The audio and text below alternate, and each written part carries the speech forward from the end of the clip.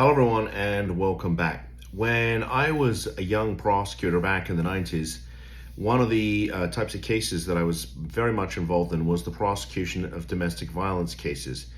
And one of the things that we used to see on a very, very consistent basis was if law enforcement was called to the scene of an alleged domestic violence incident, almost every single time, if not every time, somebody was definitely going to be taking a trip to jail. Sometimes it was one person, and sometimes it was both. If both parties said, well, he hit me, she hit me, all of that stuff. So we used to know that if there was a domestic violence case, somebody was definitely getting taken down to the sheriff's office jail.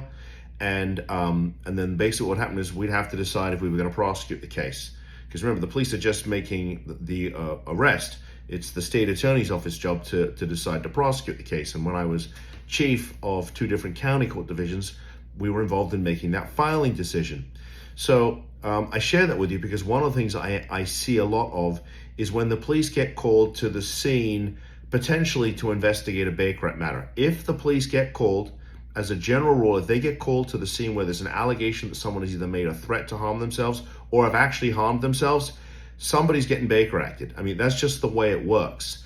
And I put out a video a while back where I said it only takes 2 things to get Baker Acted: a finger and someone appointed. Now, in this particular instance, this case has to do with minors, and we see a lot of children getting Baker Acted, and it typically involves a child either sending a text message, saying something silly in a chat room, making a statement to another child while they're in school. I even had a child that was wearing a t-shirt that threatened violence. Apparently it was a fashion trend, hard to believe. They all got Baker Acted. In this particular instance, 2 children were on text messages. One child, made an allegation that she was going to harm herself. That child reported, the other child reported it to her parents, and the next thing you know, the police showed up. Now, look, I'm a fan of law enforcement. I'm a former prosecutor.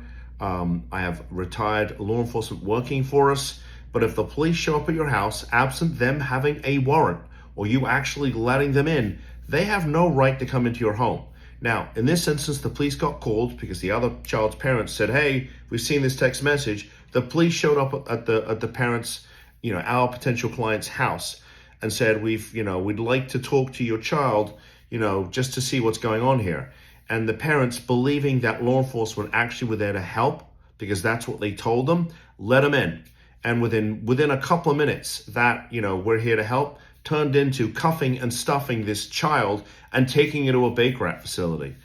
And so now we have an issue where the parents' rights have been terminated, because that's what happens when a child gets Baker Acted. The facility, which is a licensed agent of the state's mental health system, is not communicating with the parents. And, we know this facility from past cases to be one that's, likes to keep people, especially when there's health insurance present, which there is in this case.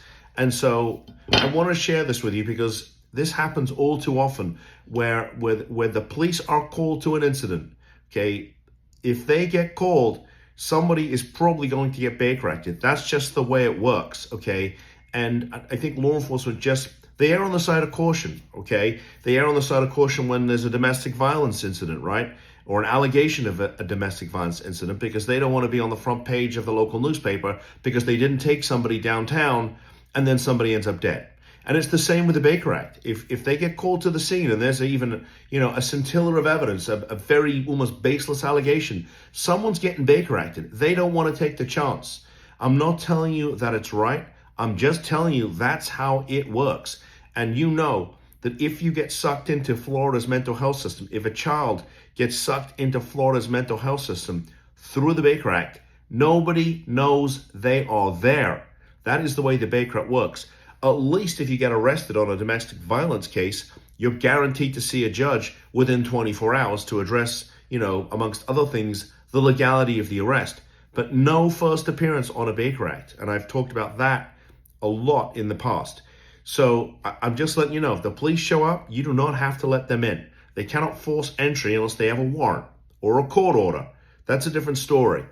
And I'm not saying that you shouldn't reach out for help, but I am telling you that if the police get called, someone's taking a trip, you know, and as we used to say when I did defense work, you can beat the rap, but you can't beat the ride. And so I just want to share that with you. Just another really crazy case where a child has been Baker acted, and now the parents are fighting like hell to get their child back because their rights have been terminated. Anyway, I appreciate you tuning in. I would love a thumbs up. Please subscribe to our channel. And if you have any comments or questions, please post them. I read all of them and I try to respond within, try to respond the same day, if not within 24 hours. So thank you. See you in the next video. Bye-bye.